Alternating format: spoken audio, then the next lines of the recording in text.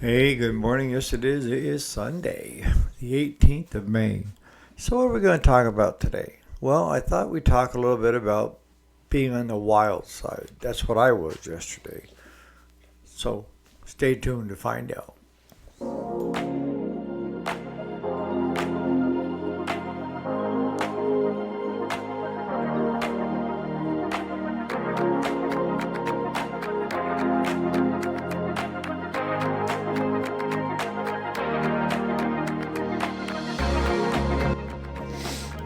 Alrighty, welcome back to the channel. My name is Eric, and yes, this is the weekend. Today is the Sunday sermon, so called, and it's the 18th of May, 2025. So, what am I talking about today? About living on the wild side? Well, it's what I did yesterday. And for you, this may be a norm, but for me, it was living on the edge.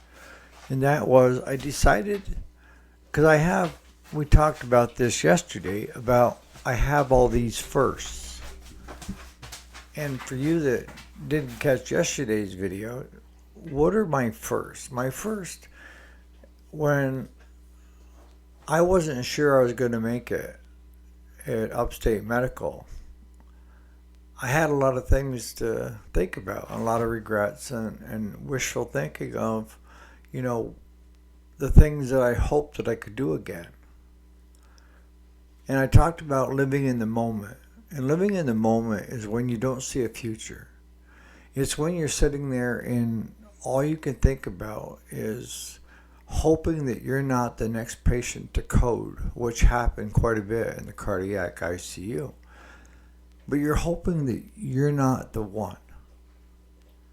And you're focused more on breathing, just to remain breathing and kicking, all right? And then you take that next step again. You take and go from the moment to the point of where you start to look and see a future, a possible future. And from there, you start thinking about all the things that you would like to do again before it's too late. And those became my firsts. And Claude drives him crazy because he'll hear me say my first. And when I'm saying my first, it's the first time that I got to do what I hoped that I would be able to do again. It's not my first ever accomplishing it. It's the first time since then that I was able to do what I really wanted to do. And what it does is it causes you to focus, right? It focuses you in on what's really important. And I've been up to camp a lot. I've been up fishing a lot. I've been doing it since I was a kid. But yesterday was special. Yesterday, there were a lot of firsts. The first time going up to camp. The first time, fishing for brook trout. The first time for not catching any brook trout. I had a few rolling stuff on the lures, and it was nice because I knew I had to also get my walk in for the day. And my walk consists of around 20 minutes at a pretty good steady pace. And yes, the muscles are screaming, the legs are telling me they can't go any farther, but I push and I push through it, just like I do at cardiac rehab. Except yesterday I had my heavy work boots on instead of sneakers or my fancy dancy TMU boots that are lighter than my sneakers, which means there's hardly any fabric on it.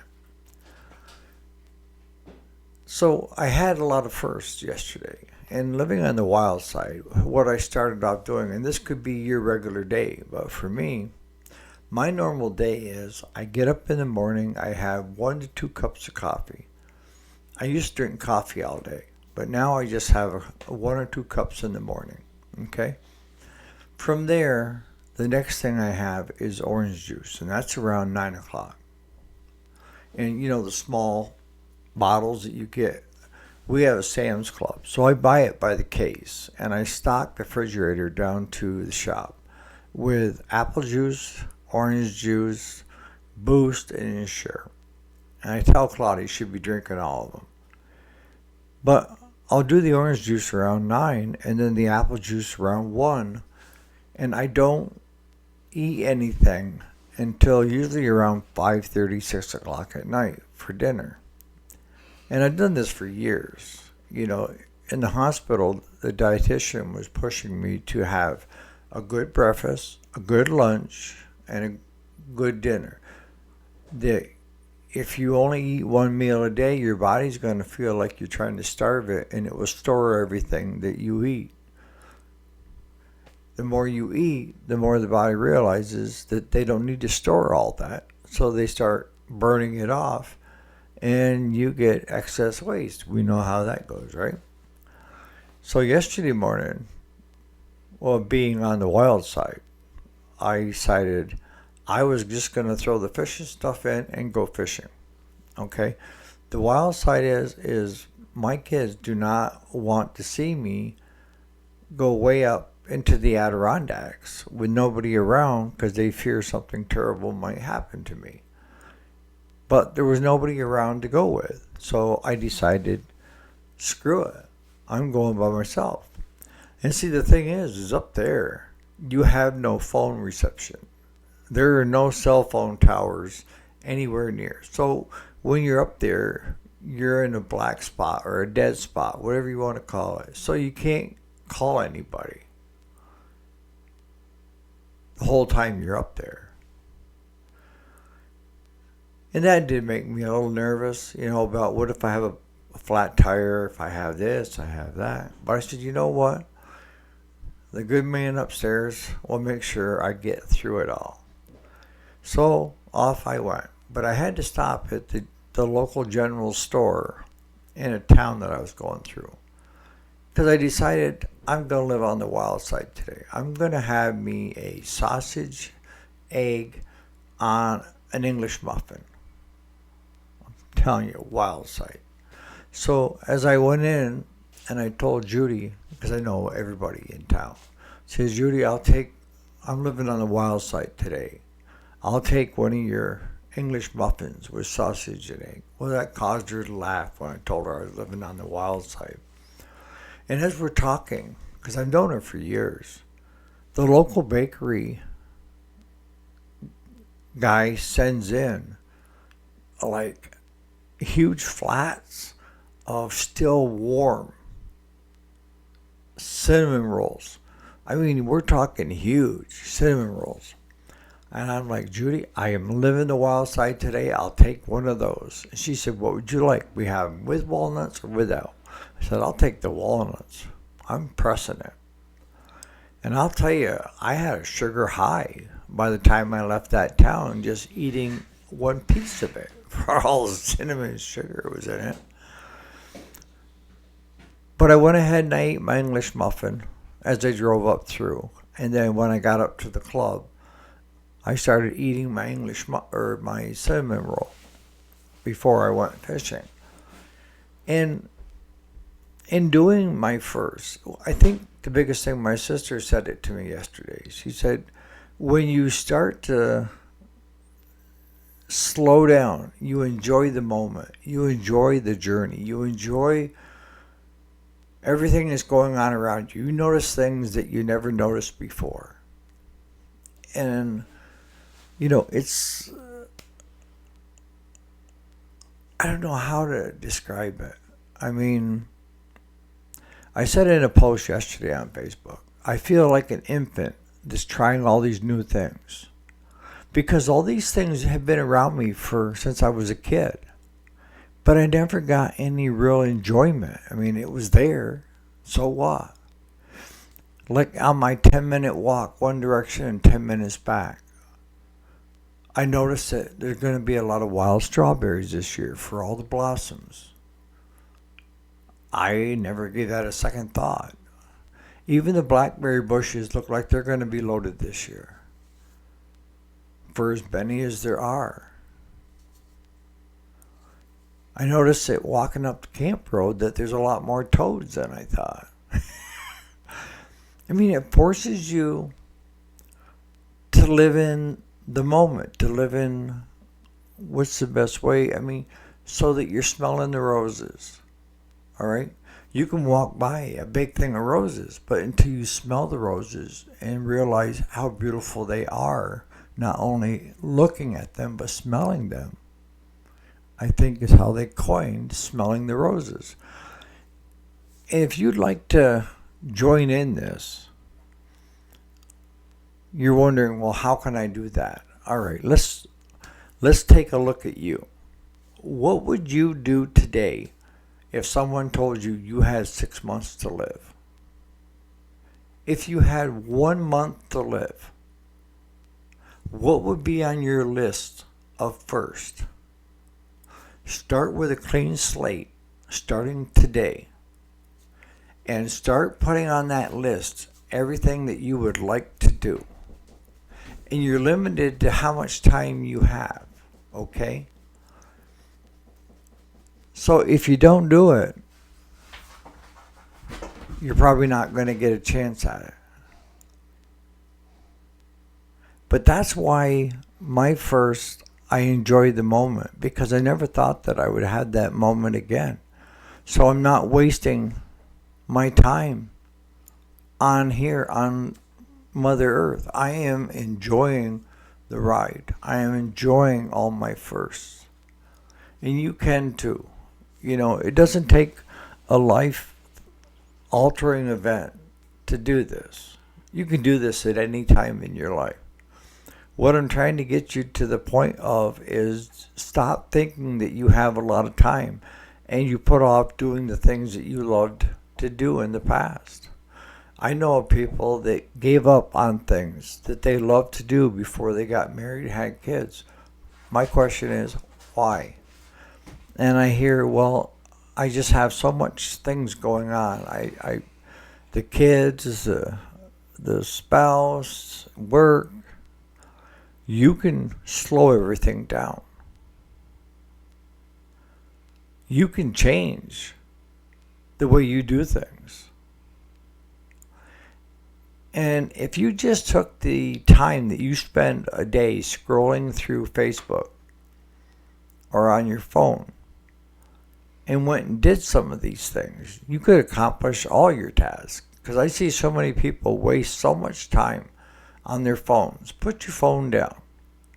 Keep your phone for sending a text, receiving a text, or talking to somebody on the phone. You don't need to be scrolling and liking and watching YouTube videos on your phone or your computer. You don't even need to make a list. If you start today with a clean slate, what would you like to try? What would you like to do again? And let it be your first.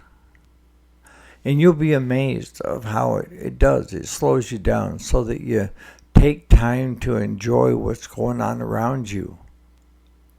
Yesterday, during my walk, I couldn't help but notice I could hear the brook where it's going through rapids, over stones and stuff. I've heard that millions of times, but why yesterday? Why did it mean something? It's because I'm enjoying the moment. I'm enjoying the journey. I'm enjoying all the sights, the sounds, the birds. I saw a couple deer.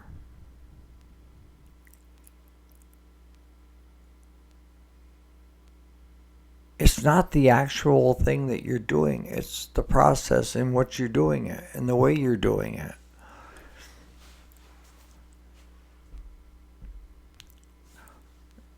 Even if you were here for 100 years, that's still a small fraction of time. And sometimes we think as we're younger, we have all this time when we get older. And then when we get older, we have regrets because we can't physically do those things anymore. What I want is for you to not have any regrets. To live life to its fullest.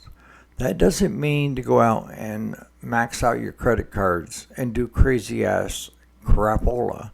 I'm saying, there's a lot of things in life that bring enjoyment that don't cost one penny. But it does require your time. And your time is worth a lot, all right? Your time is worth a lot when you spend it doing things that you enjoy.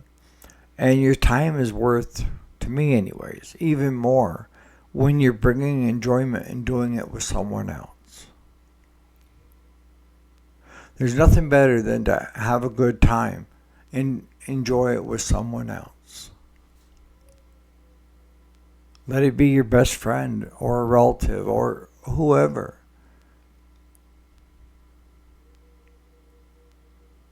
But you need to slow down. And you need to see what God gave us on this earth before it's too late. Okay? So that's my preach and that's my Sunday sermon. Is start today with your list of my firsts and see where it goes. You'd be surprised of how much enjoyment that brings and how many things that you took for granted that were right in front of you. There's so many things that you can do that cost zilch, just your time.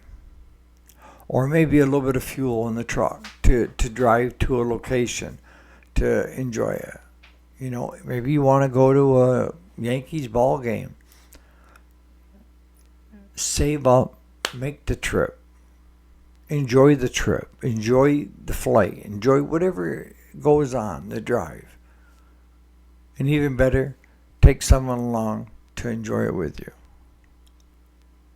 So on that note, you guys have a great Sunday, and we'll be back to business tomorrow on Monday morning, the weekday. You guys have a great Sunday. Start with your firsts.